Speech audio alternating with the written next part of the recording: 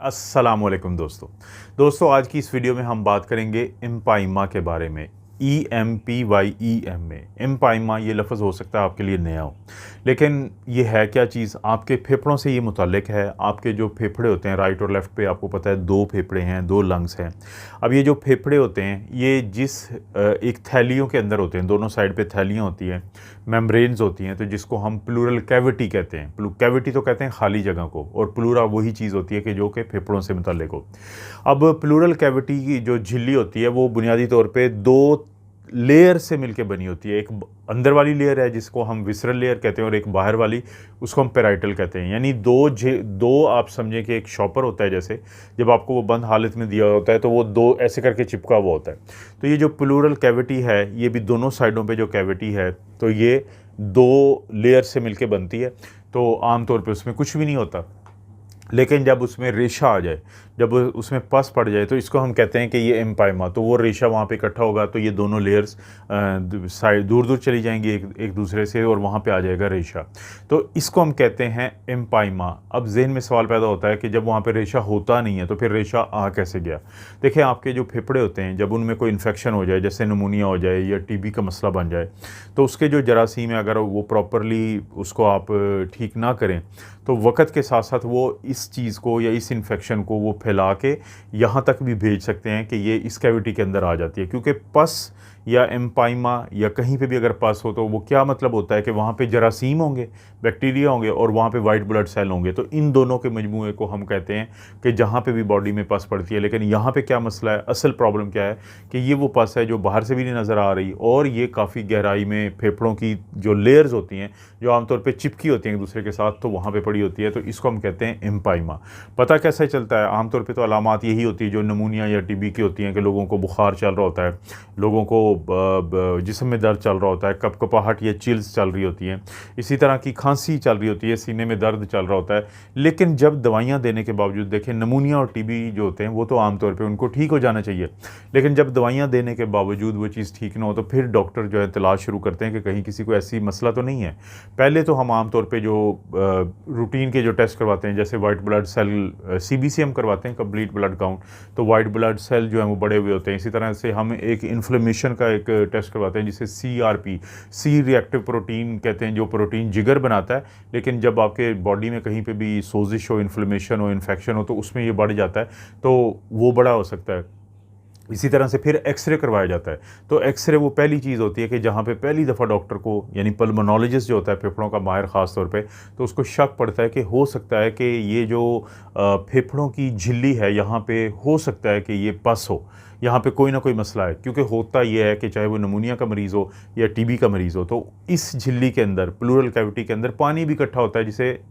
इफ़ियन कहते हैं, प्लूरल इफ़ियन। लेकिन जब वो नमूनिया की वजह से होती है तो उसे पैरा निमोनिक इफ़ियन कहते हैं। तो अब ये तो पता चल जाता है कि उस पर सफ़ेदी आ जाती है, फेफड़ों के इर्द गिर्द कहीं ना कहीं पे किसी एक साइड पे आमतौर पे आती है, तो हमें लगता है कि यहाँ पे कुछ ना कुछ तो गड़बड़ है कि जिसका ताल्लुक इस बुखार से है, इन अलामात से हैं कि जो दवाइयों के बावजूद ठीक नहीं हो रही। लेकिन अब एक्सरे के बाद फिर डॉक्टर की कोशिश होती है कि इस चीज़ को कन्फर्म करने के लिए वो फिर करवाते हैं अल्ट्रासाउंड चेस्ट का। अब अल्ट्रासाउंड जब करवाते हैं तो उस पर भी काफ़ी हद तक पता चल जाता है कि ये पानी है या ये पस है, क्योंकि पस जो है वो ज़्यादा सख्त होती है, या फिर उस पस के अंदर भी कोई झिल्लियाँ बनी हुई है जिसको हम सेप्टा कहते हैं कि वो उसके अंदर लॉक्यूलेशंस हुई हुई हैं या वहाँ पे छोटी छोटी थैलियाँ बनी हुई हैं। लेकिन अगर कंफर्म हम करना चाहते हैं तो फिर हम CT स्कैन करवाते हैं चेस्ट का, जिसको हम HRCT कहते हैं, यानी हाई रेजोल्यूशन CT स्कैन। तो उस पर हमें काफ़ी हद तक पता चल जाता है कि नमूनिया कहाँ पे है, TB के असरात कहाँ पे है, फिर ये एम्पाइमा या पस जो इकट्ठी हुई है वो कहाँ पे है, क्या उसमें छोटी छोटी थैलियाँ तो नहीं बनी हुई। तो इस चीज़ का काफ़ी हद तक अंदाज़ा हो जाता है। लेकिन फिर भी बाज़ का डॉक्टर यहाँ पे से नमूना लेता है, एस्पिरेशन करता है, कि यानी कि जो चेस्ट के अंदर सुई मार के, नीडल मार के, तो अगर तो उसमें से पस आ रही हो तो काफ़ी हद तक कन्फर्म हो जाता है कि ये चांसेस यही हैं कि ये पस है, ये रेशा पड़ा हुआ है, ये एम्पाइमा है। और इसका फिर हम लेबॉर्ट्री में टेस्ट भी करवाते हैं। अगर तो LDH 1000 से ज़्यादा बड़ा हो, शुगर जो होती है वो 60 मिलीग्राम पर डेसीलीटर से कम हो इसके अंदर, और इसी तरह से और भी हमें काफ़ी चीज़ें मिल जाती हैं, तो जिससे हमें काफ़ी हद तक pH से अंदाज़ा हो जाता है। तो हम कहते हैं कि ये एम्पाइमा ही है। तो एक दफ़ा जब कंफर्म हो जाए तो देखें, एंटीबायोटिक तो यहाँ तक नहीं पहुँच पाती, तो आपकी कोशिश होती है कि इसको फिर ड्रेन करना पड़ता है। पस जो होती है, या जिसको हम कहीं पे भी लोकलाइज्ड कलेक्शन ऑफ पस कहते हैं, कि एब्सेस आमतौर पे आपने सुना होगा, ABSCESS के एब्सेस का नाम। कि एब्सेस किसे कहते हैं कि जब एक तो रेशा आपके हाथ पे कहीं पे पड़ा हुआ है लेकिन एक जिस्म के अंदर किसी थैली या कैप्सूल के अंदर है, तो उसको एब्सेस कहते हैं। तो उसका असूल है कि आपको उसको ड्रेन करना पड़ेगा, क्योंकि वहाँ तक दवाई नहीं पहुँच पाती, चांसेस यही। तो उस सूरत में आप क्या करेंगे कि अगर ड्रेन करने की ज़रूरत पड़ती है तो फिर वहाँ से उसको निकाला जाता है, ड्रेन किया जाता है वाइड बोर नीडल से। डॉक्टर जो होता है जो इस चीज़ को करता रहता है, तो वो वहाँ से अल्ट्रासाउंड की गाइडेंस के अंदर या CT स्कैन की गाइडेंस के अंदर वहाँ से निकालेगा, और उसके बाद अगर ज़रूरत भी पड़ती है तो फिर एंटीबायोटिक दी जाती हैं 2-3 हफ्ते के लिए, जिसमें कोअमोक्सिक्लेव बड़ी मशहूर है, पाकिस्तान में भी मिलती है, या फ्लूक्लो या जो सेफ्यूराक्साइम है वो दी जाती है, साथ इसके मेट्रोनिडाज़ोल दी जाती है। तो मेट्रोनिडाज़ोल के साथ इनमें से कोई भी दवाई दी जा सकती है 2-3 हफ्ते के लिए, ताकि जब इसको आप ड्रेन कर देते हैं तो फिर चांसेस होते हैं। लेकिन बाज़ औक़ात वो ड्रेन के साथ नीचे हमें कुछ दिनों के लिए उस ड्रेन को रखना पड़ता है, और अगर वहाँ पे बाज़ औक़ात हमें फिर कोई नेगेटिव सक्शन क्रिएट करनी पड़ती है -2 की या -5 की या -10 की। तो कॉम्प्लिकेशन क्या होती है कि अगर आप ये नहीं ठीक करवाते तो बाज़ औक़ात यहाँ पे ज़ख़म बन जाता है जो रास्ता रहता है, जिसे साइनस कहते हैं, और बाज़ औक़ात यही जो